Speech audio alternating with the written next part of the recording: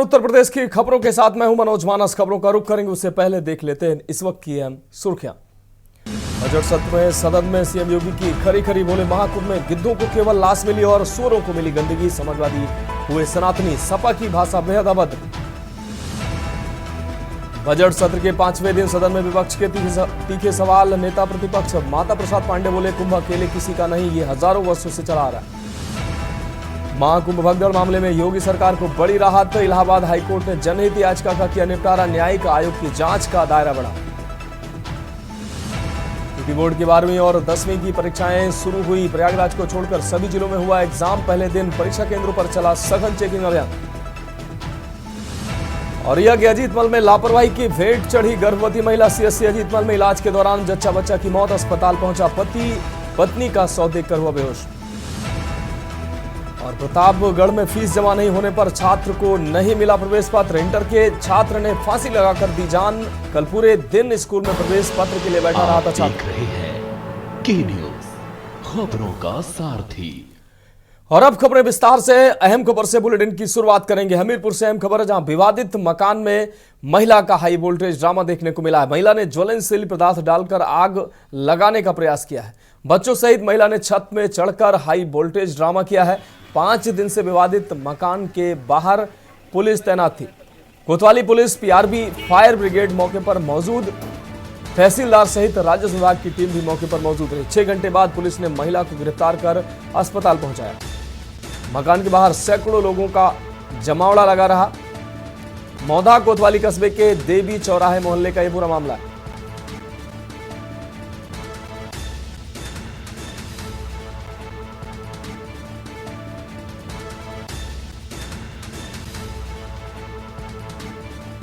तो 6 घंटे बाद पुलिस ने महिला को गिरफ्तार किया, महिला को अस्पताल पहुंचाया। मकान के बाहर सैकड़ों लोगों का जमावड़ा लगा रहा। और इस खबर पर ज्यादा जानकारी के लिए हमारे संवाददाता सिद्धार्थ हमारे साथ जुड़ गए हैं। सिद्धार्थ, महिला का हाई वोल्टेज ड्रामा देखने को मिला है। भारी संख्या में पुलिस बल मौके पर मौजूद रहा। अंततः महिला को गिरफ्तार कर अस्पताल पहुंचाया गया है। क्या है पूरा मामला? जी बिल्कुल, आपको बता दूं, ये पूरा मामला हमीरपुर जनपद के मोहताज कस्बे का है, जहां एक मकान को लेकर दो पक्षों में काफी लंबे समय से ही विवाद छिड़ा हुआ था।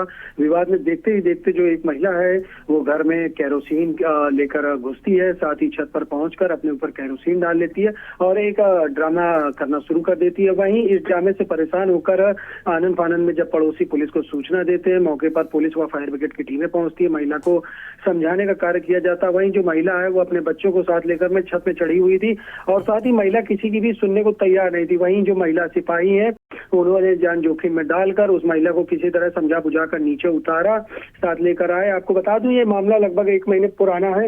एक महीने से ही इसमें विवाद छिड़ा हुआ है। बीती 19 फरवरी को भी इस मकान को लेकर मारपीट हुई थी, जिसमें 10 लोगों के खिलाफ शांति भंग का जो कार्रवाई की गई थी। जी सिद्धार्थ, इस तमाम जानकारी के लिए आपका बहुत शुक्रिया। तो तहसीलदार सहित राजस्व विभाग की टीम मौके पर मौजूद रही। फायर ब्रिगेड और भारी संख्या में पुलिस बल मौके पर मौजूद रहा। तो विवादित मकान पर हाई वोल्टेज ड्रामा महिला का देखने को मिला है। 6 घंटे की कड़ी मशक्कत के बाद महिला को पुलिस ने गिरफ्तार कर अस्पताल पहुंचाया। तो मोधा कोतवाली कस्बे के देवी चौराहा मोहल्ले का यह पूरा मामला बताया जा रहा है।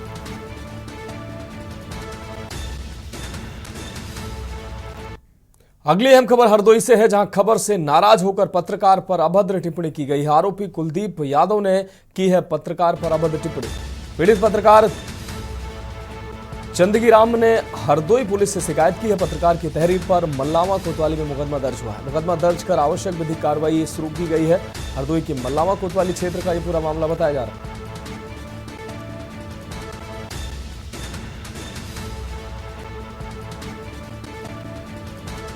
तो पीड़ित पत्रकार चंदगी ने हरदोई पुलिस से इसकी शिकायत की और पुलिस ने मामला दर्ज कर आगे की कार्रवाई शुरू कर दी है। पत्रकार की तहरीर पर मल्लावा कोतवाली में केस दर्ज हुआ है। मुकदमा दर्ज कर आवश्यक विधिक कार्रवाई में पुलिस जुट चुकी है। यह अहम खबर आपको हरदोई से दिखा रहे हैं। हरदोई की मल्लावा कोतवाली क्षेत्र का यह पूरा मामला है।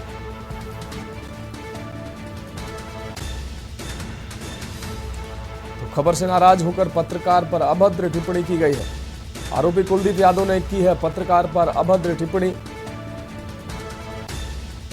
पीड़ित पत्रकार चंदगीराम ने हरदोई पुलिस से शिकायत की।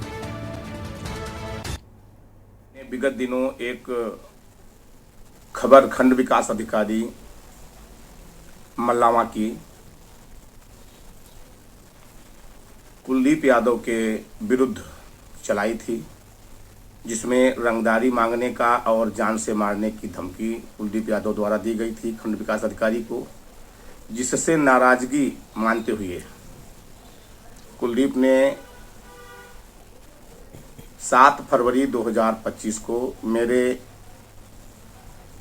नाम को लेकर के कई अभद्र टिप्पणियां की, जिसको मैं देखता रहा और जब हद से ज़्यादा हो गई तब मैंने स्क्रीनशॉट लेकर के थाना अध्यक्ष मल्लावा को अवगत कराया, कप्तान साहब को भी अवगत कराया और उस पर मुकदमा लिखवाया है। रुक करेंगे अगली अहम खबर का हापुड़ से। अगली अहम खबर जहां पुलिस ने ब्लाइंड मर्डर का खुलासा किया है। पत्नी से अवैध संबंधों के चलते हुई थी महेंद्र की हत्या। पुलिस ने हत्या आरोपी को गिरफ्तार किया है। हापुड़ नगर कोतवाली पुलिस ने गिरफ्तारी की है। तो हापुड़ से अहम खबर आपको दिखाने, पत्नी से अवैध संबंधों का ये मामला, पुलिस ने हत्या आरोपी को गिरफ्तार किया है। हापुड़ नगर कोतवाली पुलिस ने ये गिरफ्तारी की है। पुलिस ने ब्लाइंड मर्डर का खुलासा किया है। यह अहम खबर हापुड़ से आपको दिखा रहे हैं।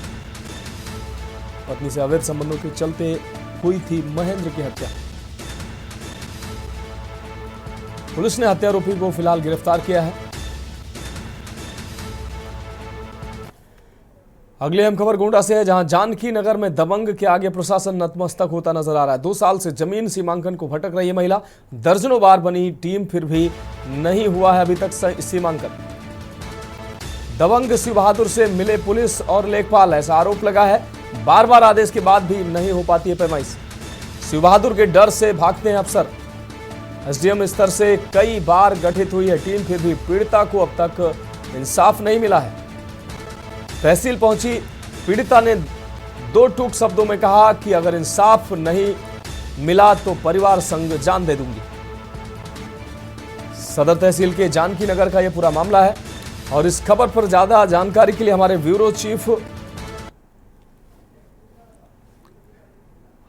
चीफ राजेश शुक्ला हमारे साथ जुड़ गए हैं गोंडा से। राजेश, अगर बात की जाए ये पीड़ित महिला जो दर बदर लगातार भटक रही है, लेकिन अभी तक इसको इंसाफ नहीं मिला है, क्या है पूरा मामला?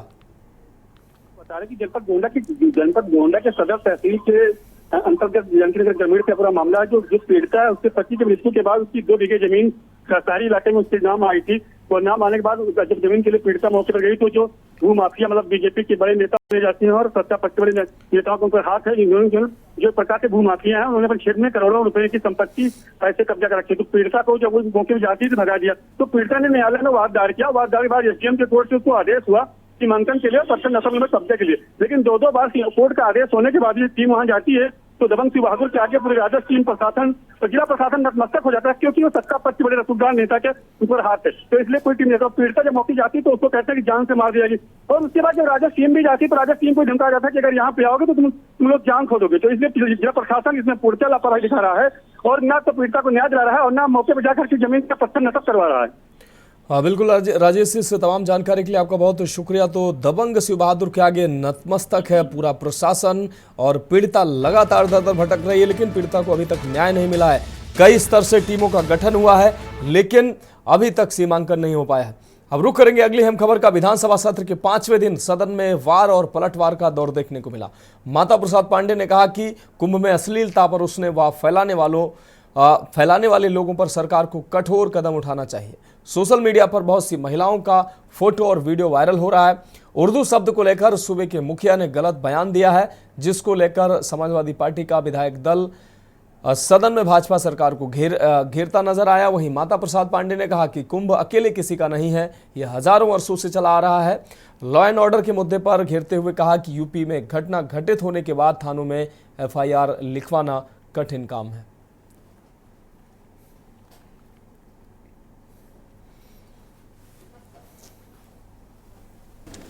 अब जो राष्ट्रीय अपराध ब्यूरो है वो तो 22 के बाद देता नहीं है, 2 साल के बाद देता है। आपके पास अपनी सरकार है, डीजी से मंगा लेते हैं, होम सेक्रेटरी से मंगा लेते हैं, हम लोगों को नहीं मिल पाता है। लेकिन एक चीज हम कहेंगे कि घटना घटित होने के बाद थानों में प्राथमिक लिखाना कठिन कार्य है। अगर एफआईआर लिख भी गई तो उसकी जांच कार्यवाही निष्पक्ष होना बड़ा मुश्किल है। तहसील और कार्यालय में भ्रष्टाचार भरा है। ये आंकड़ा है, मैं पढ़ूं तो क्या फायदा।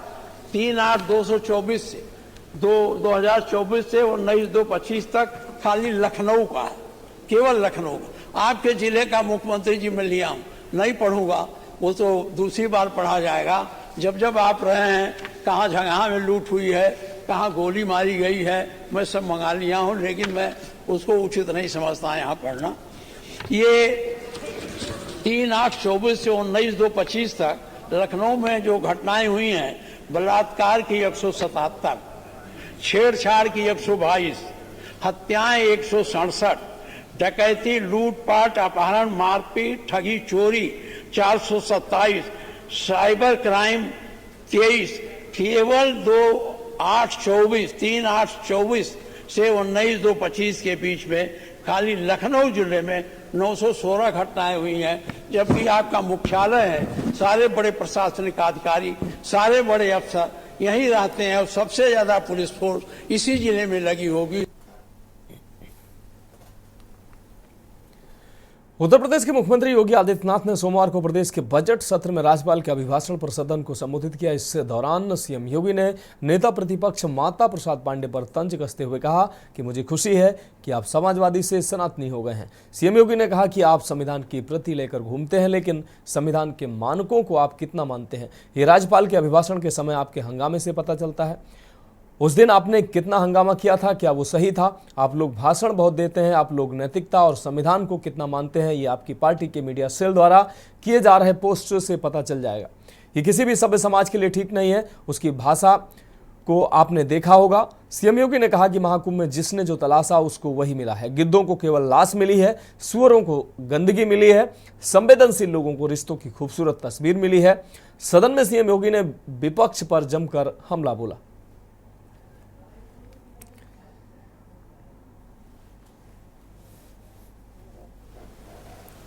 इसमें सनातन धर्मावलंबियों की संख्या 110 करोड़ है।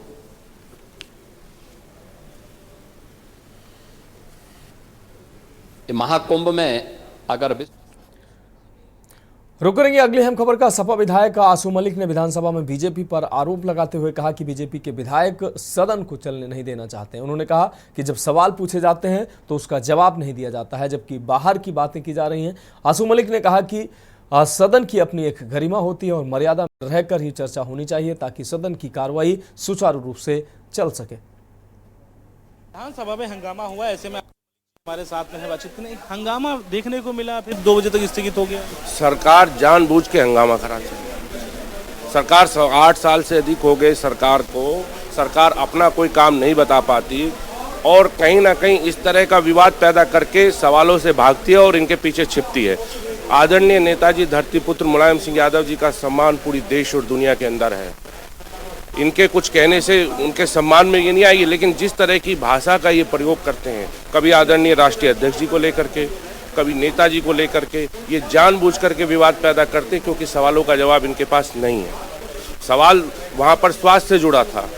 आदरणीय नेताजी को लेकर माननीय सदस्य ने कहा था कि रोटी कपड़ा सस्ती हो, दवा पढ़ाई मुफ्ती हो, यह आदरणीय नेताजी का सपना था। तो माननीय सदस्य ने अपना सवाल पूछा था और सवाल का जवाब क्योंकि उनके पास नहीं था, इसलिए आदरणीय नेताजी को लेकर उन्होंने इस तरह की टिप्पणी की। इन्हें माफ़ी मांगनी चाहिए और सरकार को चाहिए कि इन्हें बर्खास्त करें। अध्यक्ष जी ने बार बार चिल्ला रहे थे कि अपना सवाल पूछिए, आखिर आप लोग कहना क्या चाह रहे हैं, नाराज क्यों हो रहे हैं, किस बात को लेकर नाराज हो रहे हैं, लेकिन कोई जवाब नहीं आया। किस बात का? इसी अध्यक्ष जी जो पूछ रहे थे कि आप लोग क्यों नाराज हो रहे हैं। नाराज इसलिए हो रहे हैं कि आदरणीय नेताजी को लेकर के जो टिप्पणी की है, भाई सवालों से सरकार क्यों भाग रही है? जो जनता से जुड़े हुए सवालों को पूछा जा रहा है, सरकार को उनका जवाब देना चाहिए। 8 साल बाद भी अगर सरकार ये जवाब नहीं दे पा रही तो ये उनकी सबसे बड़ी विफलता। 2 बजे के बाद क्या होगा फिर? 2 बजे के बाद फिर 2 बजे के बाद देखेंगे। तो ये थे हमारे साथ में आसू मलिक जी, जिनका साफ तौर पे कहना सरकार खुद विधानसभा सत्र नहीं चलने देना चाह रही है क्योंकि जो सवाल किए जा रहे हैं उसका सही से जवाब नहीं दे रहे हैं। कैमरामैन अदित तिवारी के साथ में संदीप मिश्रा, के न्यूज, लखनऊ। रुकेंगे अगले अहम खबर का। विधानसभा में एक बार फिर हंगामा देखने को मिला है जब डिप्टी सीएम ब्रजेश पाठक के बयान पर विपक्ष ने विरोध जताया। समाजवादी पार्टी के विधायक आर.के. वर्मा ने कहा कि डिप्टी सीएम को अपनी बयानबाजी के लिए माफी मांगनी चाहिए और विधानसभा में ऐसी भाषा का प्रयोग नहीं होना चाहिए। इस दौरान सदन में गतिरोध भी बना रहा और मामला भी गर्मा गया। फिर कार्रवाई को फिर भी हंगामा देखने को मिला। समाजवादी पार्टी के विधायक ने हंगामा किया है और इस हंगामे के बाद से ये स्थगित कर दिया गया है, यानी कि 2 बजे तक के लिए स्थगित किया गया है। हमारे साथ में आर.के. जी हैं। कैसे देख रहे हैं आर.के. वर्मा जी कि आज हंगामा देखने को मिला है? मिलित से आप लोगों ने सवाल किए और स्थगित कर दिया। देखिए, आज प्रश्नकाल में स्वास्थ्य पर बहुत सारे प्रश्न थे, जिसमें मेरे द्वारा भी प्रश्न था कि गरीब मरीजों को निजी मेडिकल स्टोरों से महंगी दवाइयाँ खरीदने पड़ती हैं, ऑपरेशन के सामान खरीदने पड़ते हैं, जिसका सही जवाब देने के बजाय स्वास्थ्य मंत्री जी के द्वारा असंबद्ध और गलत जवाब दिए गए, भ्रामक जवाब दिए गए और उसी के क्रम में जिसको भारत सरकार ने पद्म विभूषण से सम्मानित करने का काम किया, उसके संबंध में उसका अपमान करने का काम किया, जिस बात को लेकर के सभी समाजवादी पार्टी के माननीय सदस्यों ने विरोध दर्ज कराया और बेल में जाकर के कार्रवाई को बाधित करने का काम किया। हम सब लोगों की मांग है कि जो इस लोक में नहीं है, जो संसदीय परंपरा का हिस्सा नहीं है, हम ऐसे मामलों में जब तक वो सार्वजनिक रूप से इस बात पर माफी नहीं मांगते हैं, तब तक सदन की कार्रवाई नहीं चलने देंगे। ऐसा क्या बोल दिया था कि जिससे आप लोग जो है भड़क गए? देखिए, प्रश्न था स्वास्थ्य का, स्वास्थ्य के इंफ्रास्ट्रक्चर का, गरीब मरीजों के दवाइयों का। उन्होंने जो बातें कही, श्रद्धेय नेताजी मुलायम सिंह पर बातें कही, जो प्रश्न का कोई हिस्सा नहीं था और जो गलत तथ्य था, जो तथ्य गलत था। चूंकि संसदीय परंपरा है कि हम विधान भवन के भीतर, विधानसभा के भीतर कोई भी असंसदीय शब्द अपनी जबान से नहीं लाते, इसीलिए हम लोगों ने कहा कि सदन की कार्रवाई निकलवा लीजिए। जिस बात को लेकर के संसदीय कार्य मंत्री जी ने खेद जताया कि उनको हमारी सरकार ने पद्म विभूषण से सम्मानित किया, उनका हम सम्मान करते हैं, ये खेद उन्होंने किस बात पर जताया था, उस कार्रवाई को निकलवा करके उनसे कह दें कि वो सार्वजनिक रूप से माफी मांग ले, हम सदन की कार्रवाई चलने देंगे। 2 बजे के बाद फिर हंगामा करेंगे आप लोग या फिर सदन चलने? जब तक माननीय अध्यक्ष की पीठ से कोई व्यवस्था नहीं आ जाती, तब तक हम इसका विरोध करते रहेंगे। इसी व्यवस्था की मांग कर, माफी मांगने की। साथ में आर.के. वर्मा जी, जिनका साफ तौर पे कहना है कि जिस तरीके से जब तक माफी नहीं मांग लेते हैं तब तक जो है विधानसभा की कार्रवाई को इसी तरीके से चलने नहीं देंगे, हंगामा चलता रहेगा। कैमरामैन अदित तिवारी के साथ में संदीप मिश्रा, के न्यूज, लखनऊ। बलिया में बिहार सरकार के ग्रामीण विकास मंत्री श्रवण कुमार ने मुख्यमंत्री नीतीश कुमार के बेटे निशांत कुमार की राजनीति में एंट्री को लेकर बड़ा बयान दिया है। उन्होंने कहा कि निशांत कुमार की राजनीति में एंट्री केवल मुख्यमंत्री नीतीश कुमार की इजाजत से होगी। उन्होंने निशांत की समझ और ज्ञान की सराहना की, लेकिन मीडिया में चल रही चर्चा को महज चर्चा ही उन्होंने बताया। इसके साथ ही पप्पू यादव के बयान पर पलटवार करते हुए श्रवण कुमार ने कहा कि जदयू में कोई रावण नहीं है और पार्टी पूरी तरह से एकजुट है। पप्पू यादव को लेकर उन्होंने सवाल किया कि वह किस पार्टी के सदस्य हैं, कांग्रेस में चुनाव लड़ते हैं या निर्दलीय रहते हैं। अपने बयान में मंत्री ने यह भी कहा कि पप्पू यादव खुद ही राजनीतिक रूप से अस्थिर हैं। मीडिया में बात चलता रहता है और राजनीति में चर्चा ही महत्वपूर्ण बात है, लेकिन निशांत जी को राजनीति में आना नहीं आना ये नीतीश कुमार जी के ऊपर निर्भर है।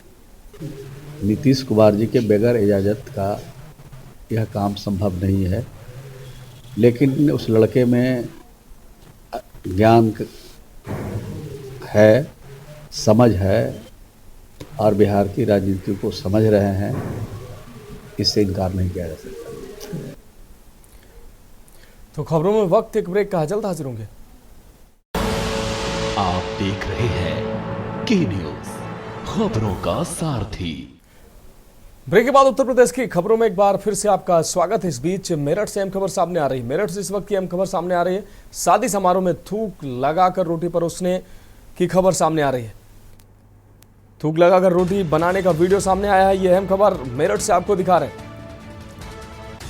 तंदूर नान में थूक लगाकर बनाई जा रही रोटियां। प्रेम ग्रीन मंडप में था शादी का समारोह। इस दौरान तंदूर में रोटी बनाने वाले युवक को ये देखा गया कि वो थूक लगाकर रोटियां बना रहा है, जिसका वीडियो सामने आया है। 21 फरवरी की शादी का बताया जा रहा है ये वीडियो। तो ब्रह्मपुरी थाना इलाके में प्रेम ग्रीन मंडप का यह पूरा मामला है। हिंदू संगठनों ने घटना को लेकर हंगामा किया है। तो मेरठ से इस वक्त की अहम खबर, शादी समारोह में थूक लगाकर रोटी बनाने की घटना सामने आई है। आपको बता दें, थूक लगाकर रोटी बनाने का वीडियो सामने आया है। तंदूर नान में थूक लगाकर बनाई जा रही थी रोटियां।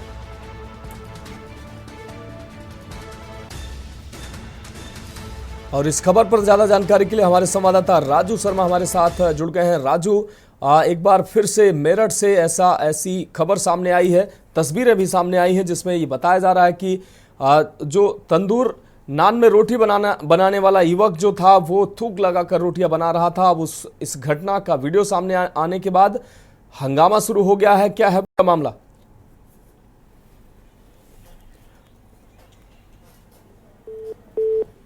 तो हमारे संवाददाता राजू शर्मा से संभवतः हमारा संपर्क नहीं हो पा रहा है, दोबारा से उनसे जोड़ने का प्रयास करेंगे। और ये तस्वीरें सामने आई, देख सकते हैं आप किस तरीके से नान रोटी बनाने वाला व्यक्ति जो है वो थूक कर रोटी बनाता नजर आ रहा है। ये देखिए किस तरीके से वो पहले रोटियों को रखता है, उसके बाद उस पर थूक लगाता है और थूक लगाने के बाद रोटियों को बनाता है।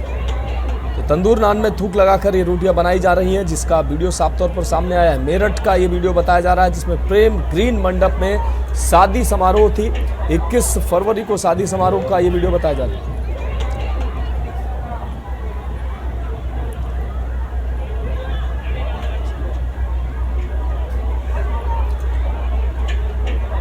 तो लगातार इस तरीके की घटनाएं सामने आ रही हैं जिससे हंगामा होना निश्चित है।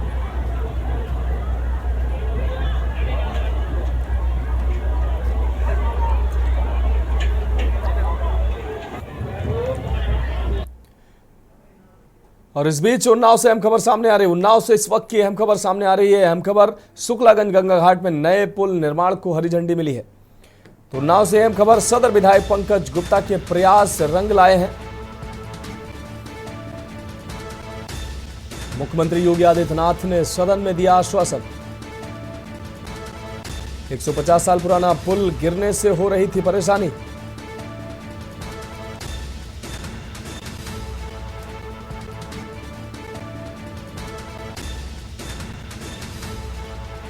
नए पुल की स्वीकृति प्रक्रिया निर्माणाधीन। अस्थायी राहत के लिए पीपे के पुल की भी मांग की गई।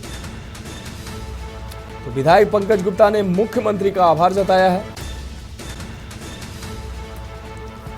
शुक्लागंज गंगा घाट में नए पुल निर्माण को हरी झंडी दिखाई गई। और इस खबर पर ज्यादा जानकारी के लिए हमारे इनपुट एडिटर अरुण अवस्थी जी हमारे साथ जुड़ गए हैं।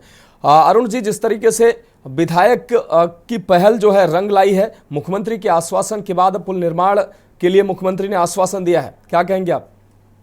बिल्कुल मनोज, ये 150 साल पुराना पुल था जिसमें पिछले कई वर्षों से आवागमन रोक रखा गया था। और अगर बात करें तो पिछले कुछ महीने पहले ही ये पुल धराशायी हो गया था, जिसके बाद से नए पुल की मांग तेजी से बढ़ी थी। और पुल को लेकर के जो पुल से आवागमन बाधित था और एक ही पुल से आने और जाने का मार्ग चालू किया गया था, जिसके बाद से लगभग रोज ही जाम की समस्या सामने आ रही थी।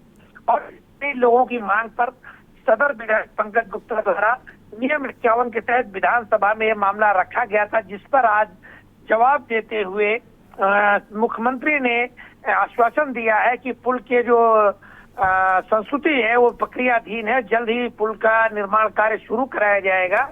जिसके बाद स्थानीय विधायक जो सदर विधायक पंकज गुप्ता है, उन्होंने आभार जताया है सीएम का। और अब निश्चित रूप से कहीं ना कहीं ऐसी स्थिति सामने आ रही है कि जल्द ही नया पुल का जो निर्माण है वो शुरू होगा और आवागमन की जो लंबे समय से एक समस्या बनी हुई थी वो दूर होने वाली है। जी निश्चित रूप से अरुण अवस्थी जी, इस तमाम जानकारी के लिए आपका बहुत शुक्रिया। तो विधायक पंकज गुप्ता की पहल जो है वो रंग लाई, उनके प्रयास जो है वो सार्थक साबित हो रहे हैं। मुख्यमंत्री का उन्होंने